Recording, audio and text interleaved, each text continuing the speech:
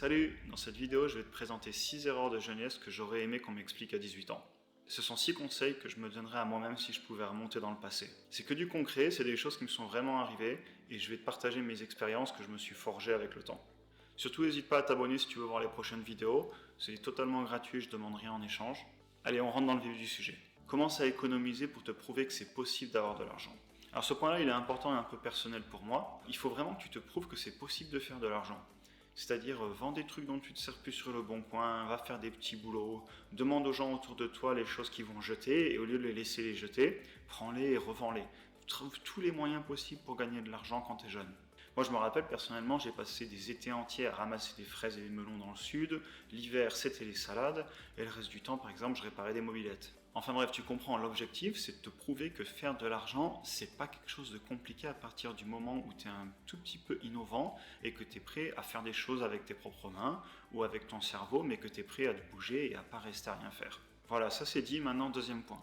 Commence à investir. Ce que j'entends surtout par commencer à investir, c'est commence à apprendre.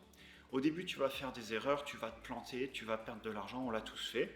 Donc dans ce cas-là, autant le faire sur des petites sommes.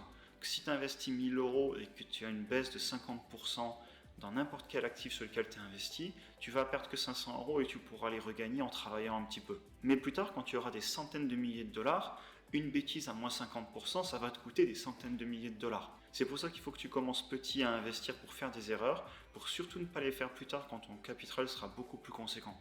Moi aussi, j'ai fait plein d'erreurs avec des petits montants. J'ai investi dans des actions que je n'avais pas étudiées, j'avais pas fait mes analyses. Et puis, dès que j'ai eu une baisse de 20%, j'ai paniqué, j'ai vendu. Et au final, j'aurais même pas dû les vendre parce que maintenant, quand je regarde des années plus tard, elles sont remontées. C'est juste que j'ai pas appris et j'ai fait des erreurs de débutant comme tout le monde. L'autre raison pour laquelle il faut investir tôt, je l'ai déjà expliqué il y a pas longtemps dans une vidéo, tu peux cliquer un peu plus haut si tu veux la voir. C'est parce que le plus tôt tu commences et le plus de temps tu laisses à ton argent pour faire en fait ce qu'on appelle les effets composés ou l'effet boule de neige. En investissant tôt, au bout d'une grosse dizaine d'années, ton argent va grossir plus vite que ce que tu es capable de travailler pour en gagner. Alors le troisième point, apprends des compétences uniques et utiles. Et quand je dis apprendre, je parle aussi bien des études que apprendre par toi-même comme tu es en train de le faire en ce moment avec YouTube par exemple. Il y a énormément de compétences que j'ai pas appris à l'école ou dans les études supérieures. Je peux te donner quelques exemples, c'est pas du tout complet, mais par exemple la finance, la liberté financière, la mécanique, le montage vidéo, le marketing en ligne, faire des sites internet, rénover des appartements et des maisons pour les acheter et les revendre, etc. Apprends des compétences vraiment utiles sur le marché. Ne te lance pas dans l'apprentissage de quelque chose qui est inutile pour le marché. Au final, c'est qu'une histoire d'offre et de demande, et si tu apprends des choses dont les autres personnes ont besoin, tu gagneras de l'argent. A l'inverse, si tu passes 5 ans en études supérieures à étudier quelque chose juste parce que ça te plaît bien, et non pas parce que tu as recherché d'abord si c'était vraiment une compétence utile, au final tu perds de nombreuses années de ta vie pour quelque chose qui ne va pas forcément te permettre d'être libre dans le futur. Point numéro 4. Acheter des choses qui ne te rendent pas heureux ou heureuse d'ailleurs. Je rajouterais même, et encore pire si tu le fais avec un crédit à la consommation. Ce que je veux dire dans ce point-là, c'est tu peux le faire quand t'es gamin, t'acheter une jolie montre, un joli jean, etc. Mais tu vas vite te rendre compte que certaines choses te rendent heureuse et pas d'autres. Et il faut le plus vite possible que tu identifies ce qui te rend vraiment heureux ou pas pour ne pas dilapider ton argent de partout.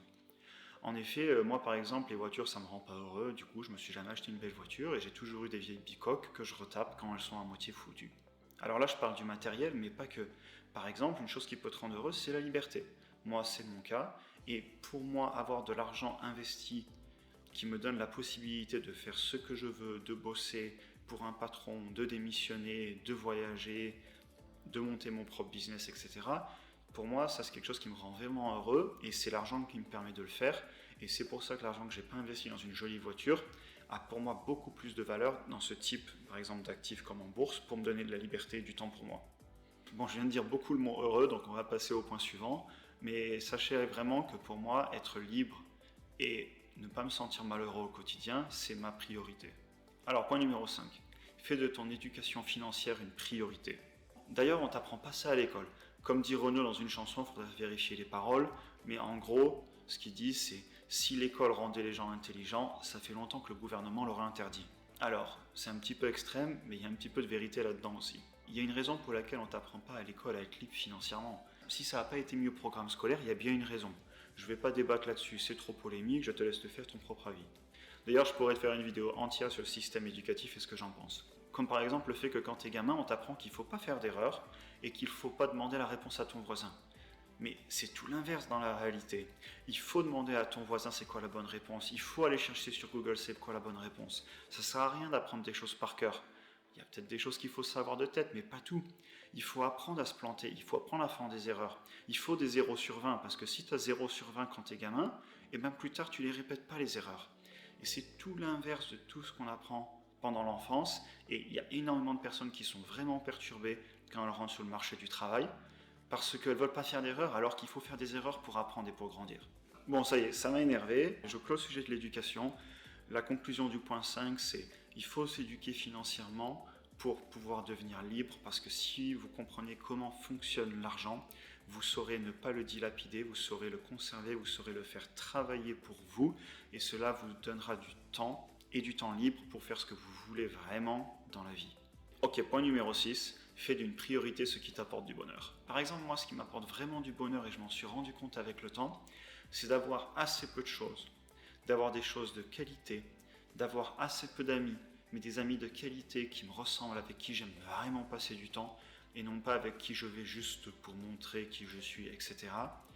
De la même façon, je préfère aller voyager où j'aime vraiment voyager et non pas à la destination, à la mode. Évidemment, tu ne peux pas copier les autres ni la société. C'est pas parce que la société te dit qu'avoir un CDI, de bosser 35 heures par semaine et d'avoir une jolie voiture, ça va te rendre heureux, que c'est ton cas. C'est peut-être le cas, et si c'est ton cas, tant mieux, fais-le. Mais c'est pas vrai pour tout le monde, et il y a beaucoup de gens qui passent toute leur vie malheureux à aller au boulot pour payer une voiture à crédit, alors qu'en fait ils seraient peut-être plus heureux à avoir un petit boulot tout simple ou avoir un petit business dans l'art, je ne sais, et peut-être faire du vélo tout le week-end. Mais il faut vraiment que tu saches ce qui te rend heureux et ce qui t'apporte du bonheur, parce que sinon tu vas suivre le modèle que la société t'impose et tu vas aller nulle part. Par exemple, moi personnellement, j'aime la randonnée, j'aime m'acheter des tongs à 20 yuan pour aller au bord de l'océan, j'aime pas les belles voitures, j'aime les belles motos, et donc j'adapte ma vie et j'investis mon argent dans ce que je veux et dans des actifs pour être libre de faire ce que je veux faire quand je veux le faire. Par exemple, j'aime travailler, j'aime l'ingénierie, et donc je continue à le faire. Mais le jour où j'aurai plus envie de faire de l'ingénierie et le jour où j'aurai plus mon boulot, je pourrai tout plaquer parce que j'ai préparé en avance et je continuerai à faire les choses qui me rendent vraiment heureux. Évidemment, chacun de ses objectifs personnels dans la vie, c'est vraiment unique à chacun, et j'ai un respect pour toutes les personnes et tous ceux qui veulent faire de leur vie. Alors écoutez, n'hésitez pas à me dire en commentaire s'il y aura un autre point que vous auriez rajouté, un autre conseil que vous auriez aimé qu'on vous donne quand vous étiez plus jeune. Moi personnellement, c'est vraiment 6 lignes directrices qui m'ont permis d'arriver où j'en suis aujourd'hui et d'être épanoui dans la vie. Sur ce, n'hésitez pas à vous abonner, à mettre un like, moi ça me motivera à vous continuer à vous faire des vidéos, c'est que le début. Et sur ce, je vous dis à la prochaine.